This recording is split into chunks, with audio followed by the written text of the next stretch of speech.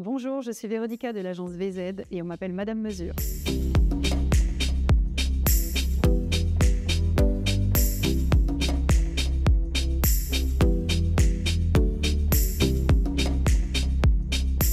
Avant de lancer mon agence, il y a 15 ans déjà, j'avais lancé une première agence de photos, de communication et de conseil qui a duré quelques années. J'ai eu la chance de pouvoir vivre du milieu de la photo et j'ai vécu des choses extraordinaires. Et petit à petit, le métier de la photo a pris une ampleur qui, moi, ne me correspondait plus, même si j'en fais encore un petit peu. Et suite à un salon où je suis allée, le salon Batimat à Paris, le salon du bâtiment, j'ai rencontré des personnes qui vendaient du matériel de géomètre. Et le milieu m'a intéressée. Et donc je me suis lancée dedans. Alors, l'histoire de mon entreprise, elle a débuté pour celle-ci il y a 5 ans. Il a fallu trouver des financements, il a fallu avancer très très vite, créer cette société très très vite et surtout se faire connaître. Finalement, le Covid m'a beaucoup servi parce que ça a permis d'apprendre un petit peu le métier complètement différemment que si on avait été sur une conjoncture classique. J'ai fait beaucoup de terrain avec des géomètres experts, avec des ingénieurs, avec des architectes. L'entrepreneuriat aujourd'hui, c'est un ADN. C'est passionnel et c'est surtout en état d'esprit. Les freins que j'ai pu rencontrer dans le milieu du bâtiment, pour le coup, c'est qu'on a eu quand même une conjoncture économique pas simple, là, ces 2 dernières années. Et on a eu, je le rappelle, un Covid il y a peu de temps aussi.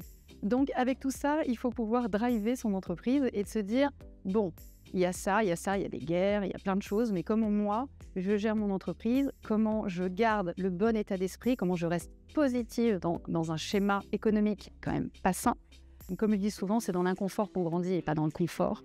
Et quand on est dans l'inconfort, il faut sans cesse se réinventer, sans cesse trouver des solutions, discuter avec des entrepreneurs, trouver de nouveaux partenariats, travailler sur ses réseaux sociaux, sur sa com, sur son image. Quand on est dans le haut, tout va bien, mais quand on est dans le bas, c'est là où il faut se dire, ok, il y a des freins, ok, ça va pas, comment je vais faire, quel nouveau service je vais trouver, quel nouveau partenariat je peux faire.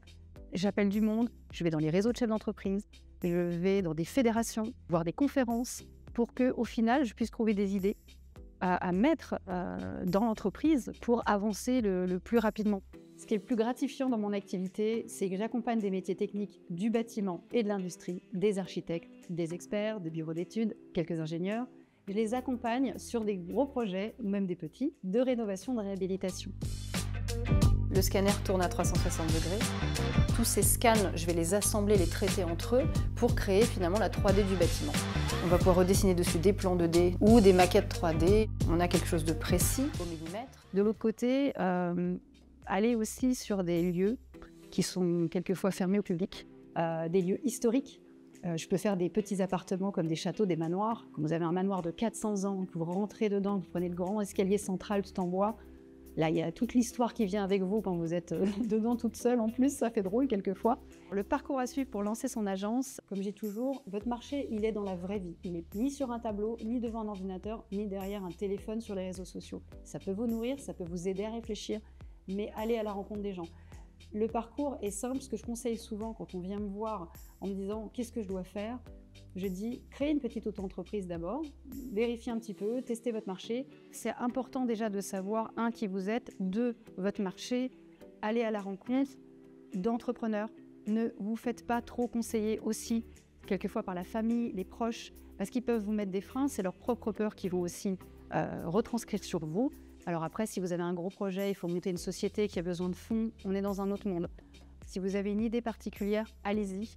Mais testez d'abord les choses pour savoir si vous pouvez en vivre.